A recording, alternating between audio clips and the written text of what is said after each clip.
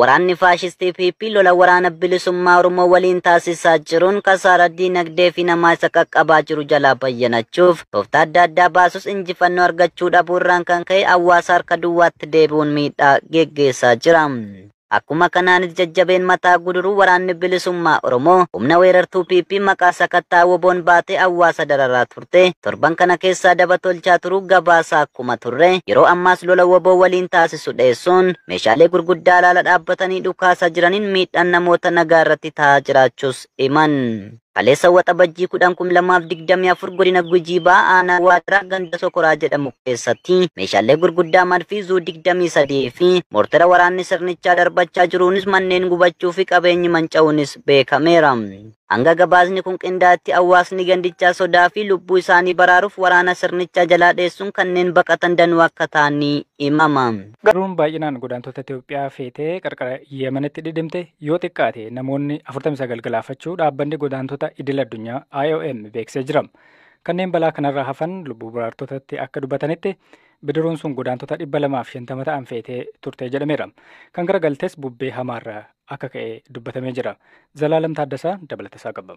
Akka ibsa jaarmiyaa dhimma godaantota IOM'tti bidiruun dhidhimte godaantota 260 feetee turte. Kanneen keessaa 145 lammiilee Itoophiyaati. Kan hafan 115 ammoo lammiilee Somaaliyaati. Waliigalaan dubartootni 90 ta'an bidiritti keessa akka turan ibseera. Warra du'anii fi baraaramaniin alatti namootni 140 ta'an ammallee achi buuteen isaanii hin beekamne. Namoota du'an 49 keessaa ammoo 31 kan ta'an dubartoota jedhe gabaasni IOM. Warri lubbuun baraaraman 71 keessaa 8 yaala dabalataaf hospitaalatti ergamanii akka jiran kan hime dhaabbatichi kaan yaala salphaa argachuus ibseera.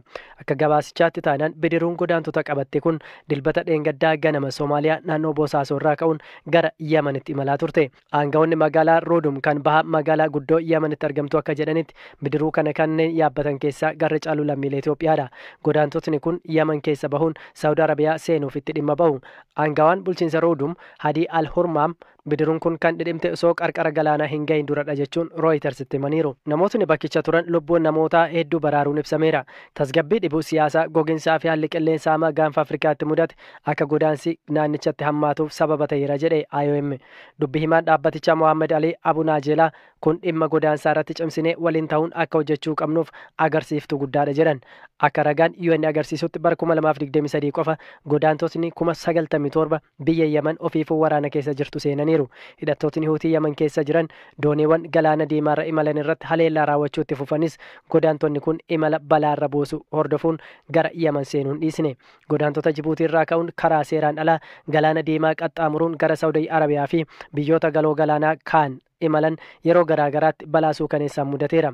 Imala balaafamaa kana keessatti lammiilee Itoophiyaa baay'inaan hirmaatu. Namoota karaa seeraan alaa godaantota deddeebisaniif maallaqa guddaa kaffaluun alatti rakkoo fi dararan akka isaan mudatu yeroo hedduu dubbatu. Eebila darbe keessa qofa balaa doonii walitti aansee mudateen lammiileen Itoophiyaa 60 ta'an lubbuun isaanii darbeera. Lammiileen Itoophiyaa jiruu fooyyee barbaacha gara Saawudii imalan irra deddeebiin du'aaf saaxilamaa turuun isaanii ni yaadatama. Itoophiyaatti wixineen seera qorattoonni toora koominikeeshinii ajaja mana murtii malee akka butan yookiin immoo hordofan eeyyamu mana maree bakka bu'oota uummata Itoophiyaaf dhiyaateen hiikaa fi tasaa dabalata qaba. Wixineen kun qabeenya yakkaan argame kan seera fakkeessuuf yookiin shororkeessummaa maallaqaan gargaaru wal qabsiisuun qorattoonni koominikeeshinii fi xalayaa akka butan ni hayyama. Wixineen haaraa dhiyaatee labsii qabeenya yakkaan argame kan seera fakkeessuu fi shororkeessummaa qarshiin tumsuu ittisuu fi to'achuuf isa kana dura bahee kan shaarudha. Wixineen seeraa paarlaamatti dhiyaatee qaamni qoratu haalli muddamaa yoo qunnamee hoogganaa olaanaa jaarmiyaa abbaa alangaa dhimmichi ilaallatu hayyamsiisuun ajaja mana murtii malee ergaawwan koominikeeshinii fi xalayaa butuu danda'a. Akka wixinee kanaatti yakka walii wal qabatee ergaawwan koominikeeshinii fi xalayaa walii ergaman butuun mallattoo qorannoo hojiirra oolanidha. Herreega baankii irratti fi herreegota kan hordofu sirnoota kompiitaraa, weebsaayitii akkasumas sarvaroota adda baasuun mallattoo qorannoo biraati. Kanaan ala qorannoon dhoksaa undercover operation maloota biroo qorachuuf oolan keessaa akka ta'an wixinee kana keessatti eerameera. Wixineen seeraa kun qaamni qorannoo gaggeessuu yoo haalli hammaataa isa mudate hooggansa olaanaa abbaa alangee naannoo isaa jiru hayyamsiisuun ajaja mana murtii malee qorannoo gaggeessuun odeeffannoo walitti qabuu danda'a jedha. Labsiin hojiirra oolaa jiru kun ajaja mana murtii malee hayyama abbaa alangaa qofaan mallattoo qorannoo jiran fayyadamuun odeeffannoo walitti qabu qaama qorannoo gaggeessuuf hin hayyamu. Qaamni qorannoo gaggeessu toora tajaajila qunnamtii dhiyeessu butuuf gaafatu gochii butuu kun kan gaggeeffamu hayyama mana murtii yookaan hooggansa olaanaa abbaa alangeen ta'uu akka mirkaneessu qabu dirqamni wixinee seera haaraa kana irratti kaa'ameera. Adabbiin maallaqaa quubsaa kan hin taane fi haalli adabbii barsiisaa kennisiisuu danda'u akka hin jirre kan eeru labsiin kun balleessawwan raawwatamanii fi adabbiiwwan murtaa'uu qaban irratti fooyya'insi akka taasifame ibsa. Nama qabeenya yakkaan argame seera qabeessa fakkeessuun dhiyeesse kanaanis yakkamaa ta'ee argame irratti adabbiin maallaqaa darbaa ture birrii 100 irraa gara birrii 500tti guddateera. Nama yakka akkanaa raawwachuun yakkamaa ta'uunsaa mirkanaa irratti adabbiin hidhaa darbaa ture amma waggaa 10 hanga 15 akka ta'u murtaa'eera.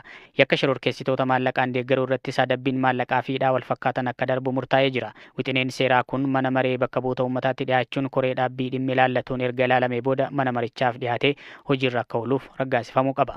Sirni bilchiginnaa jedhamu kun akkuma aangoo impaayiratti qabateen booda dararrii fi gochoonni isaan uummata Oromoo irratti raawwatan kan mootummoota abbaa irree darban kamiinuu kan wal hin fakkaannedha.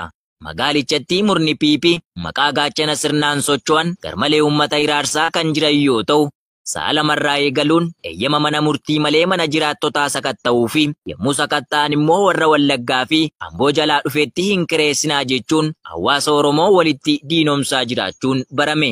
Dabalataanis sababa tokko malee namoota maqaan isaanii Suphaa Gaaddisaa, Taammanaa Tolosaa fi kanneen biroo hedduu ta'an waraana faashistii PP'n hidhamuu jiraattonni ONM himaniiru. Namoonni hidhaman kunis balleessaa kan hin qabnee fi bakka dhalootaan filanii kan hidhanii jechuun jiraattonni magaalichaa sakattaa manneen namootaa kanarratti taasisan qabeenya hedduu uummata jalaa dhoksaan saamaa turullee dabaluun addeessaniiru. Godina Lixa Wallaggaa aanaa Lataa Sibuu keessatti waraana sirna PP'n hidhaa fi saamichi hammaachuu jiraattonni himan.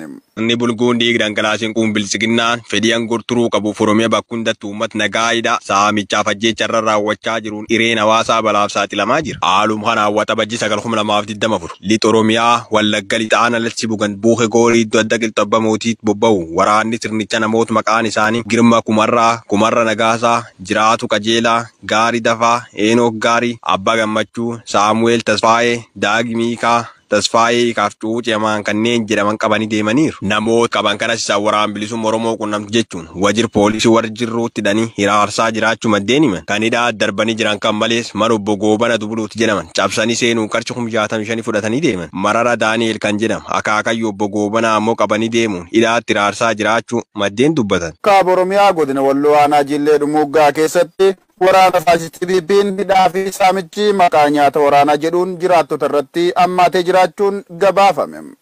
Waraanni naamusaa fi naasuu hawaasa Oromoof hin qabne warreen teessuma aangoo nama tokkoo tiksuuf jecha uummata nagaa hiraarsaa jiran yeroo ammaa maqaa waraana bilisummaa Oromoo da'oo godhachuun baay'inaan qe'ee hawaasaatti bobbaafamuun gochoota badii isaanii kanneen akka ajjeechaa, hidhaa, reebichaa fi saamicha maallaqaa hanga midhaan uummataa dirqin irraa fuudhanii nyaachuutti hojjechuun namoota nagaa hedduu boosisaa fi qe'ee irraa godaansisaa jiru.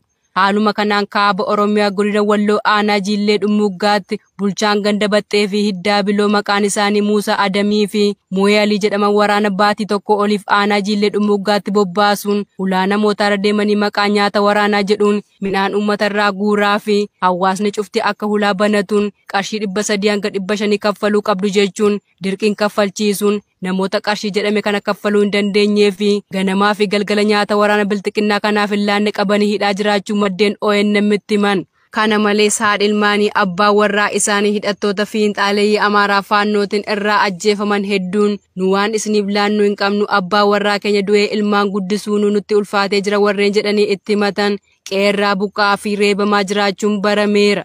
Aanichuma ganda Mataaraa keessaa waxabajjii 7,2024 abbaa fi ilma nama nagaa Muhammad jedhamuu fi ilma isaanii maqaan isaa Umar Muhammad jedhamu badii tokko malee qabuun reebicha ulfaataa irratti raawwachuun hidhanii jiru. Haalli yeroo ammaa jiraattonni aanaa Jillee Dhumuuggaa keessatti argaman akka yaaddessaa ta'uu himuun waraanni murna PP kun baatii tokko oliif kan gandicha keessa jiraataa jiranii fi qarshii kanas baatii tokko keessatti kan ammaa waliin marsaa lammaffaaf kaffalchiisaa jiraachuu himaniiru. Murni saamtuu fi ajjeeftuun PP kun uummata Oromoo bakka bu'uu akka hin dandeenyee fi waraana keenya kan ta'e waraana bilisummaa Oromoo waliin taane sirna ajjeesaa bilxiqinnaa ofirraa kaafna kan jedhan jiraattota aanaa kanaati.